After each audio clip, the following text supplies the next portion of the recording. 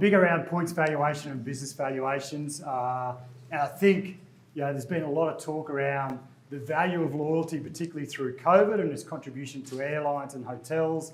And really loyalty and those co-brand cards and points values have kept a lot of businesses alive, not just loyalty businesses, airline, hotel businesses through the COVID period. There's been a lot of talk around it. I think, I run a business, Loyalty Status Co., formerly known as the artist, formerly known as statusmatch.com. We focus on the status and its contribution to engagement in programs. That's different to points. There's sort of two currencies in a lot of programs. Some of them mirror each other, some of them don't. Status is a little bit more ego-driven and emotionally based. And so it's a slightly different take on the focus of your program.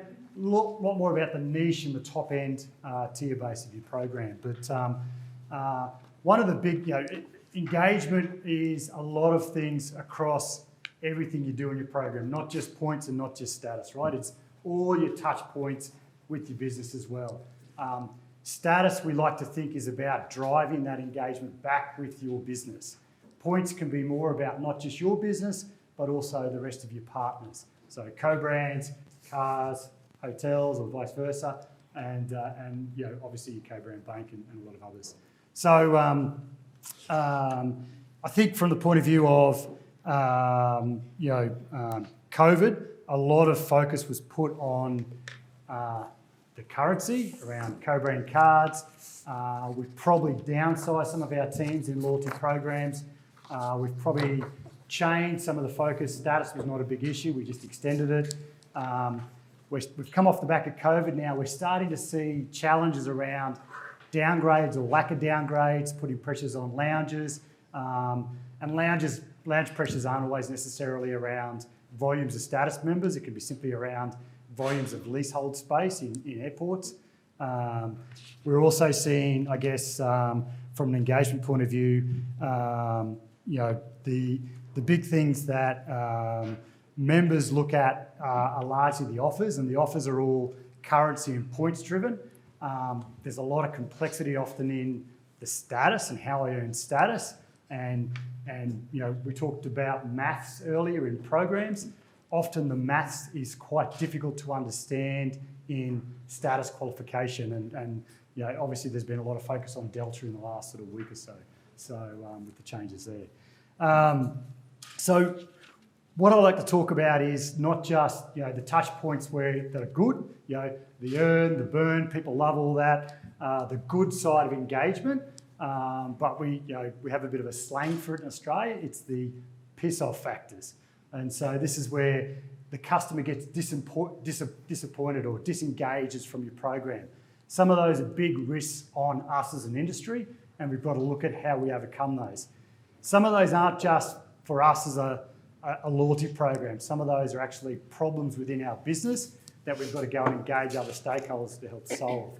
And so we're going to dive into a few of those. Some of them, I'm going to talk about three big topics that I think are macro issues that decisions have been made around program design that affect engagement across the whole industry. And if we continue to copy those, we're going to cause ourselves some issues. Others are, the panel will get into, others are around more direct saturation and complexity type of things and how you deal with that. So the big thing, never just copy, we've talked about that, and we've got three big trends. So the first one is no expiry, and these are trends coming out of legacy programs that, the changes you make today, you don't see the financial or metric impacts on a lot of those changes for 3 or 4 years on your programs at a large level. And so decisions made today can be someone else's problems in 3 or 4 years' time. So breakage is the easy one. So no expiry has become a bit of a policy in some of the legacy programs. I'm not a fan, don't copy it. CFOs love it, but you all know as marketers that it's a sign of disengagement. It's, customer gets a really disappointing email to say, I've lost all these points. They hate that. It's kind of the point when you lose them a lot of the time, and it's very hard to re-engage them. Yep, there's tools and offers you can do to do that, but it's really a difficult place when the customer's lost their points. By the same token, having no expiry is not a good thing for us as a business, because having no expiry means we lose that point of interaction with the customer. And so you haven't got that touch point. You've completely lost it. And so the customer will never get an email from you to say, hey, you've got a points balance here, come and use them. So that's the biggest reason we're not a fan. The other reason is obviously the accumulation of points sits on the company's balance sheet. It's a liability. That cash will never be untapped. And what we'll see is all this co-brand spend come into our airline hotel balance sheets. It will sit there. It will never get redeemed. And the banks will get pretty angry one day that they've really funded the cash flow into our businesses and they're not seeing any cash flow released back from redemptions. Because we just simply can't service, and COVID has proven that, we can't service now the volume of points that are there from a redemption point of view.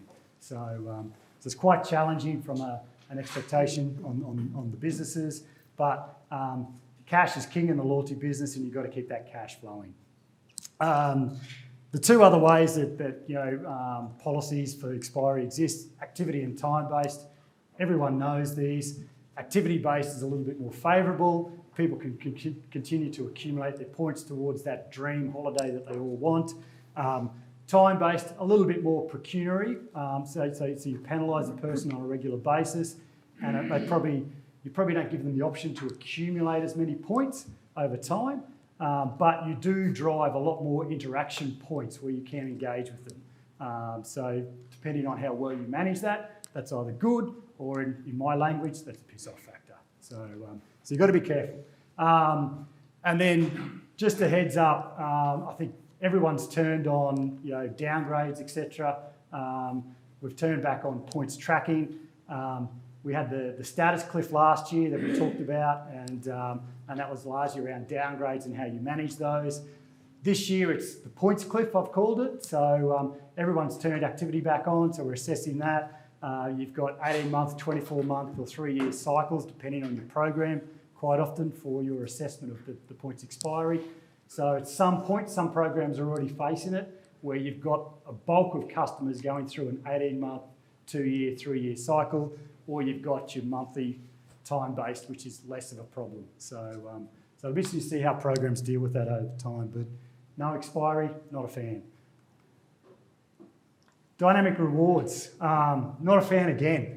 Dynamic rewards play a role as a space, and they play a role in a lot of businesses, particularly businesses that aren't directly airline or hotel related, that don't have the sort of discretionary rewards that you can give away. That extra seat on the plane, the extra room that's not used in the hotel. Classic rewards play a really big part in what we do. It helps. We talked earlier about the aspiration, selling the dream. People join our programs because they want that dream holiday to that dream location.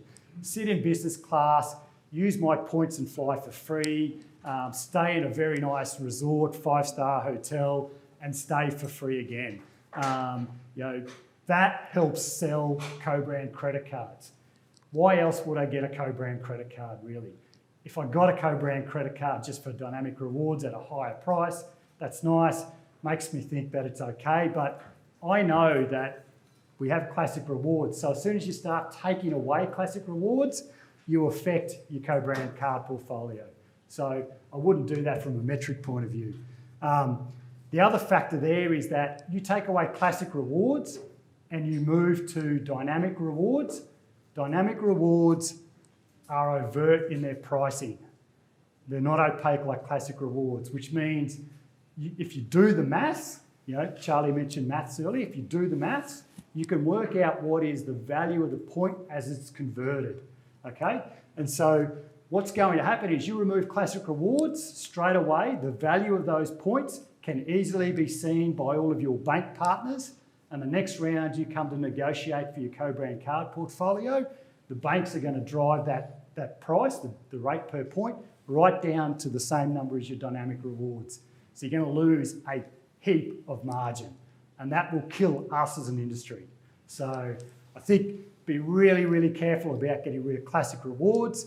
Be really friendly with your revenue management team to say, hey, we need these at a decent volume to keep our members engaged, to keep help selling co-brand credit cards, to keep getting funding from banks as cash flow to run us as businesses.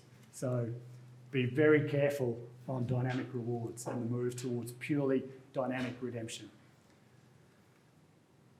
The other one is status from spend, purely from spend. Status was sort of invented back when we started loyalty programs in the 1980s, and it came off the back of people that went into retail stores, spend regularly, got recognised, they were known, they were given a bigger discount. Loyalty programs used it from a point of view of recognising the customer mostly in the journey with the business, through the hotel, on the airplane, through the airport. Recognition was, back in those days, this is pre kind of, data-driven marketing or anything. This is before emails, in the 80s, I didn't have an email address. So this was really about our first kind of step into segmentation. And so it was the way to recognise who were our high-value customers. The other aspect there was it was invented for operational efficiencies. Status members know how to move through airports and get on planes quickly and efficiently, sustainably maybe. And so what you don't want is them being caught up in a line behind a family that's travelled once a year, they don't know how to get through. It frustrates the status member, right? It's a piss-off factor again. And so operational efficiencies from status members is actually about you can board planes faster, get them out on time, get people through queues at the airport quicker, reduce some of the lines in the security, etc. Get them into lounges, it's a bit more comfortable, that's a nice benefit, but it's an attractive piece. But we've moved now into using this as segmentation. So early on, we were pretty lazy around segmentation. We just used silver, gold, and platinum as segmentation. By now, I'm sure everyone's built out their own models, and we saw the models around, the points Emirates, purchase miles, engagement segments. So there's a lot more interesting work that's being done beyond just segmentation. But spend and status was really about driving the spend and engagement back with your business, a hotel, or the airline, selling seats, selling stays in hotel nights. Not about just having someone spend on the credit card. Someone that spends on the credit card and just gets spend, I'm a status member. If I'm travelling and I'm suddenly got someone who just has spent a lot of money on their credit card, but they're travelling once a year and they don't know how to move through the airport, and they get in those queues in front of me and they block it up and they cause problems, I'm going to get pissed off. So it's really about, think of your members and don't just make it all about spend. Otherwise, you might as well just, the cynic in me says, we might as well just do a credit check on every single person when they take out the co-brand credit card and put them into a bunch of segments and get rid of our tiers. Why have tiers? So just make up credit scores and use that. So I'm not a fan of status from spend, and that's obviously the big other driver that's in the business. So I think we've really got to be protective of the way we use status to engage the members that support our revenue management. And the traditional stat has been the top 5% of our membership base who are silver, gold and platinum, they buy around 30% of the airline seats that are worth about 40% of the airline revenue. And so it's a really hyper segment of people that are valuable to our good friends in revenue management. The more of those really good value customers we have, the happier revenue management is with our jobs. So be super careful around that. The other thing is, and it varies in airlines as to who manages ancillary revenue, but ancillary revenue gets compromised a little bit because you've got so many people just spending on credit cards, getting status. Suddenly they're not paying for bags, seats, they're not buying miles in the upgrade, they're not, they've got it all already. So you've cannibalised some of your ancillary revenue, so it's either the revenue management guys or your e-commerce team or whoever runs ancillary revenue is going to start to see their metric go down. So be really protective about who you give status to, because they need to provide value back to your main business, not to your partner because they've got a co-brand credit card. So, so yeah, 3 reasons. No expiry removes the key reason to engage and locks in liability. Dynamic rewards removes the key reason to get co-brand credit card. Plus, with our classic rewards, you're putting at risk the margin that's funded into our programs by banks, and then status from spend removes the reason to fly or stay. So why have status then at all? That's kind of my argument. So they're the 3 big macro ones that kind of I see coming that we need to think about, and not just copy the legacy programs on, because if you continue to copy legacy programs on this stuff, you'll see engagement and impacts from engagement, financial as well as purely metric from an operational point of view, start to suffer. And so we've got a panel here who are going to talk about a few of those. But the one I didn't talk a lot about was saturation and complexity. We all have, you go to every single retail store, restaurants, anywhere you go.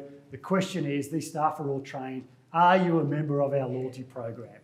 And most of the time we say yes, or if we're not, we join up pretty quickly. So there's a lot of loyalty programs out there.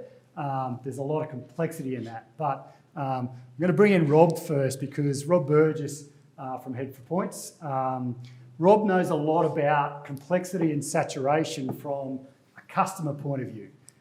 He gets a lot of the customer insights from people that have difficulties with all of our design that we've got in loyalty programs, particularly in airlines and hotels.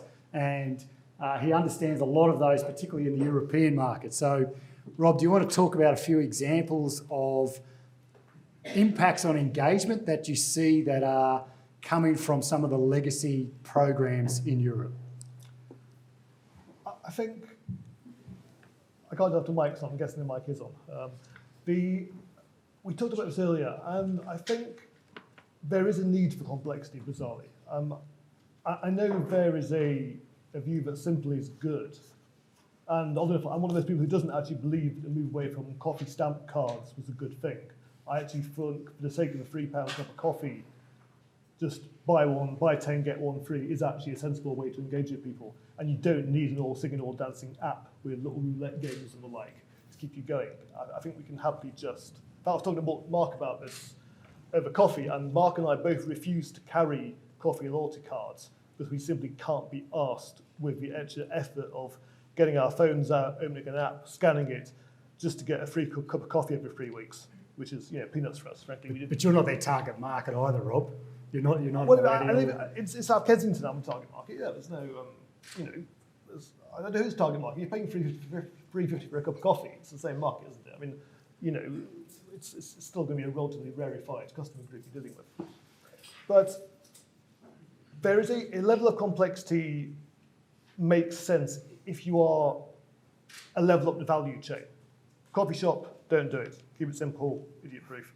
When you get into airlines and hotels, I do see the benefits of levels of complexity. And I think this comes back to gamification, which is fundamentally airline and hotel programs have smarter people as members than other loyalty programs. I know you can't really say this in public, but you bet that's the case. And certainly with the airline programs, a lot of very numerical people, analysts, FDs, people who just like playing with numbers. And they actually like doing this stuff. I got into this whole business because I was working for an investment bank as an analyst. And I actually enjoyed plowing through the reward charts of various airlines and hotel schemes, finding the sweet spot, seeing where I can make my miles go faster. But obviously I turned that into what is now a full-time business, which actually has people on the payroll. So, but I think people do think this way. And there is something to be said for having levels of complexity where people can believe they are maximising what they get, that they can put their brain to work and they can get something which other people haven't seen. And there's value there. But this is also an interesting way, I think, of stratifying your program to some extent, in that people who really can't be bothered to engage with it fully and on the complexities can just take their Avios points and redeem for. And there's a LinkedIn post today from BA crowing about they've saved people £10 million on BA holidays in the last 6 months. So they start letting you redeem Avios for holiday discounts. Anyone who redeems their Avios for a discount on a BA holiday is stupid and should not be in this room. You get half a p per point. Even if you just turn those into Nectar points and reduce your supermarket shopping with them, you're getting 0.67p per point. So that's 30% more off your groceries at Sainsbury's you've got for your BA holiday. So that's literally £3 million of value that's been lost by those people who redeem 10 million quid of Avios for BA holiday discounts. But people like to do that, that's fine, yeah. Fundamentally, that just leaves more rewards for people like me and my readers who focus on this stuff. But, again, my readers are engaged. If you're reading a frequent flyer website every day or a couple times a week, you're engaged. You're in the I'd say probably 5% of the UK Avios membership reads us. There are more people with a BA Amex credit card who visit my website in an entire month. So, you can see how it cuts down. And if you've got a BA Amex credit card, you're still in the most engaged 20-30% of the Avios customer base. So people who read my stuff are really engaged. And if you look at my email inbox, or indeed just go into HeadPoint's reader forum and look at what's posted there, you would, if you think you understand the programs, be shocked at the level of question being asked. Can I redeem my Avios on Qatar Airways? Of course you can, it's one board lights. Everyone knows that, don't they? How do I do it? Do I have to go into the Qatar website, create an account? No, you just go into ba.com and just search like a normal flight. In some ways, the people who work in this business massively overestimate how much their members understand the program. My wife has had a BA Gold card for 20 years. She had a BA Gold card when I met her. My wife's the woman who would use her Lufthansa miles for a toaster in a world shop. She really, despite having worked for an investment banker her entire career, she still cannot get her head around the intricacies of frequent flyer programs, despite my Gold card. And God knows what she'd do with the miles if I wasn't there to spend them for her. But there's a whole spectrum there. If you look at Avios, most will understand this. Avios at the moment, there's a British Airways peak date reward chart. There's a BA off-peak chart. If you want to redeem on Aer Lingus, there's an Aer Lingus peak and off-peak chart separately. If you want to redeem on Iberia, there's a separate Iberia peak and off-peak reward chart. Qatar Airways now has its own reward chart. If you want to redeem for 2 or more airlines on the same booking, there's a separate award chart for that. So that's 7 to 8 now with Qatar. 8 different Avios reward charts, which aren't even published anymore. And when you get into that, you then have different mixes of cash and Avios for every single redemption permutation, unless you're on an airline which does not allow permutation of cash and Avios. It's a level of complexity which even I get confused about sometimes, and if I don't understand it off the top of my head, then it's not good, frankly. The average person is not going to get it, are they? They're going to look at it, get frustrated, not be able to work it out, and end up ringing up someone in the call centre trying to get advice, or one of their friends online who maybe knows something. Yeah, probably the call centres are really bad. It's just as good as talking I to don't blame friends. them, because the level of, unless you tell a call centre worker to spend 200 hours of their time reading my stuff from the last 5 years, they won't even understand the programme of the company I work for. I don't blame them, because it's impossible. Yeah. Basically. And then, so what about other things like complexity in bookings even? Mark Ross Smith talks about this quite a bit, where we try to sell ancillary revenues around, seats and bags and even co-brand credit cards in a booking process with the airline, because we've got a one-size-fits-all process and we don't personalise or segment that in any way. What do you see about some of that, Rob? I was with Toppy Manor, the Finnair CEO, on Tuesday, and he's very keen on, business light, where you can still pay, £2,000, £3,000 for a business class seat and not get lounge access or not get seat selection. I don't get it, I don't understand it. The marginal cost of these things to the airline is peanuts. More importantly, people with corporate travel managers, the travel manager might let you fly business class, but if there's a ticket class which doesn't come with lounge access, doesn't come with seat selection, then they aren't going to pay for that, almost certainly. And that's a risk that the traveller will simply not book with you. I just don't. There's an obsession with, apart from experiments like Easy Hotel, you don't see hotels stripping out services. You can't buy a laptop and pay £100 less not to have a warranty that comes with it. There's very few other areas of life where people will voluntarily strip out parts of a product and let you pay less. And I don't see why airlines think they're special.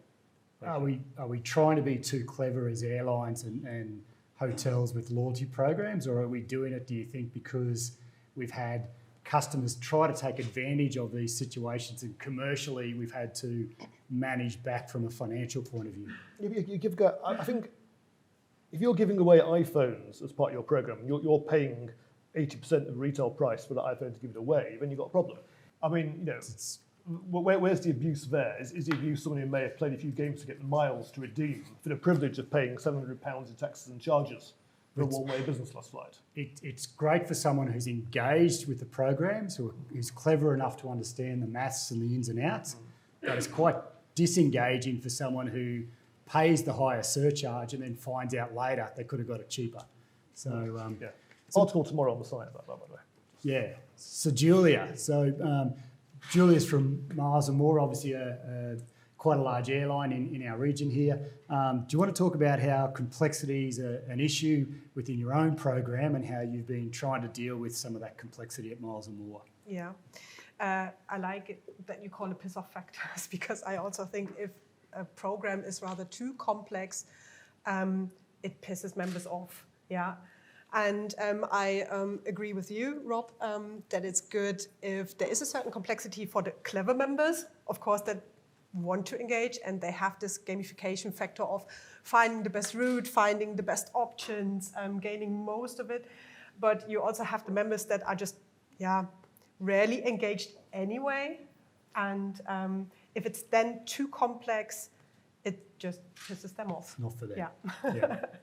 And to me, to decrease complexity, for example, the most important point is that processes are working properly. For example, that the automatic mileage credit works without anything that needs to be done by the customer and stuff like that. So to make it less complex and to make it work properly and to have a happy customer in the end and to make them more engaged in future. And also, what needs to be done is create a certain emotion by using the program. For example, this year we are celebrating 30 years of Miles and More, and we took the motto "Celebrating You." 30 years of Miles and More. So where we put the customer into the center, also of course of marketing, but we also wanted to do something good for the customer. So, for example, we had a lot of raffles where any member had the chance to win something. So it was not focused on status members as it is normally done by the large programs. So we also wanted to have some members or engage some members that are just base members and rarely engaged. For example, we chose 5 totally different customers to be part of the marketing campaign, to tell us their story, why they use Miles and More, why they are engaged, what they like, maybe also what they dislike, and how it has an influence on their personal life. I know it sounds a little bit cheesy, but I think it just creates a certain emotion. Great example. And making the people attached to Miles and More.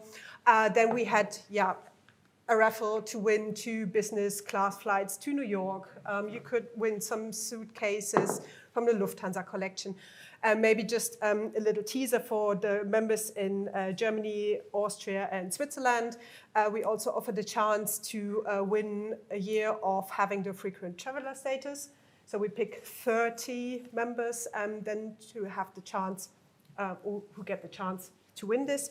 And we also offer 30 times, I think it's 2 business class flights on Eurowings, because they also have their 30th anniversary this year. So this is a cooperation. So we try to create a story around Miles and More this year, and just try to use this celebrate the customer opportunity, and to increase engagement, and of course, and to make it more personal. And do you have some special metrics that you track for engagement or Yeah. offer by offer? Of course, we do track the click rates and so on, and yeah, they are pretty much increasing.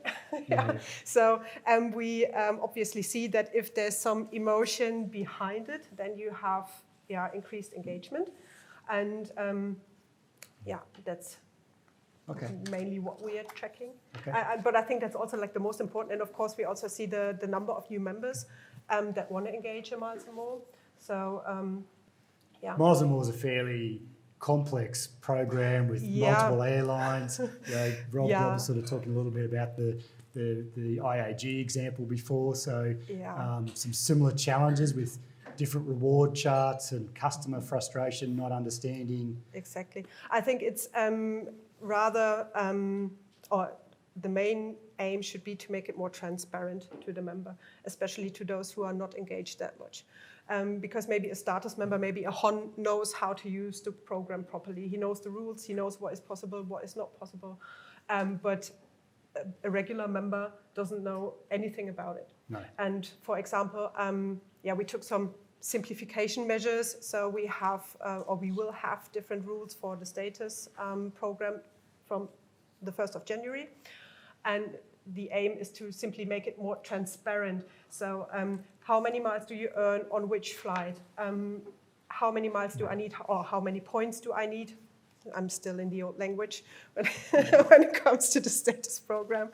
But it will be points then from the 1st of January onwards.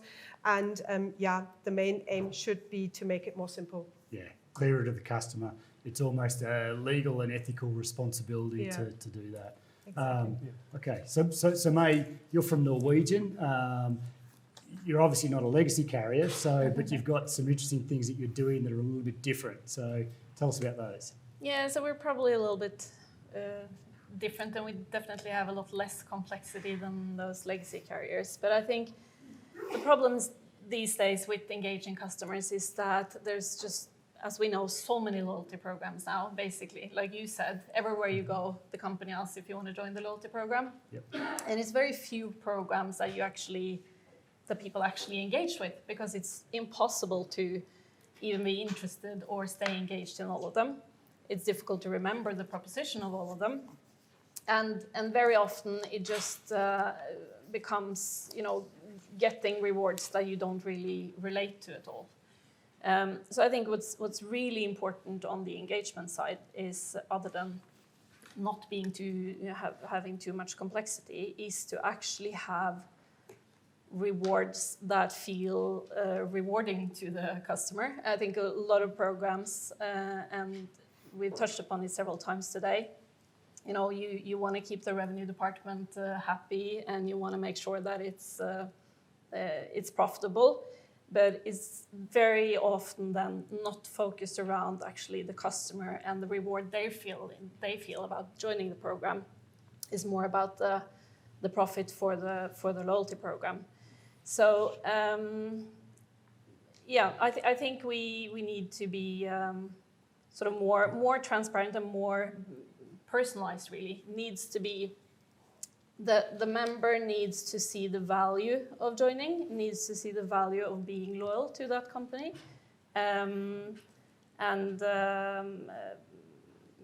think there's a lot of potential there. And so tell us a bit more about what you're doing, because you're creating an entity that sits between Norwegian and Nordic hotels to manage a currency that allows members to redeem. Yeah, so I up until April this year, I was running Norwegian Reward, the loyalty program of Norwegian. I've now taken a role in, we call it Loyalty Co for the moment. The name isn't official yet, but we're building. So like it was said earlier today as well, a lot of airlines move into lifestyle programs probably because they want to engage more members in their daily lives. It's only the 90% that are of your customers are non-frequent flyers, right? And the issue with that, as been addressed as well, is that you kind of become a bad middle way thing. You're not the best at the airline frequent flyer program, and you're not completely into the other parts either. Yep. So what we're doing now is, so currently we're then 49% owned by Norwegian, 49% owned by Strawberry. That's the former Nordic Choice Hotels. So 2 big brands in the Nordics. Also Avida has been signed on as for financial services, owning 2% of the company. And we're actually making a new currency that you can, and this will be harmonized between the different brands and partners that join. So instead of being able to redeem your points on products outside the airline with a crappy conversion rate, you can use your point very smoothly across the different partners without having to do conversions at all. It will be like a central bank in the middle, basically, connecting all the brands together. And what's nice about it as well is that Norwegian Reward will still keep their loyalty program. So Norwegian Reward will still exist. Strawberry have their program. So they will still keep focus on their frequent flyer or exclusive membership deals to their customers. But Loyaltyco, this new brand, I can't say too much about it yet, will sit in the middle, basically just connecting all these programs together. And I can see the benefits for a customer, but they're going to have 2 separate points programs that they convert a currency into. Great benefit to get access to, hotel stays or airline seats from a reward point of view. But is it more complex because they're now a member of 3 different programs, or at least 2? Well, that's definitely one of the challenges, how to sort of face this to the customer, and I think we have a good plan for it to be, and I think some members will think of this as a new loyalty program with all these opportunities. If you are already a loyal Norwegian Reward member, you would probably just see it as another beneficial layer to the existing program. So, and we still need to figure out finally where we end up there in that. More to come, hey? Yeah, but I think our intention is to actually reduce void, even if that's, some big bucks there. But we want to drive engagement and we want to bring value to the members. And we think that, and again, back to the rewards, if you feel that it's good rewards in the program, I believe that's when you become loyal as well, or that's when you want to accrue or go shopping with those brands because it's rewarding on the other end. Yeah. Okay. We might take a bit of an end there. I think we're wrapping up on time. So questions, comments? First up. David, do you want to pass the mic down the back?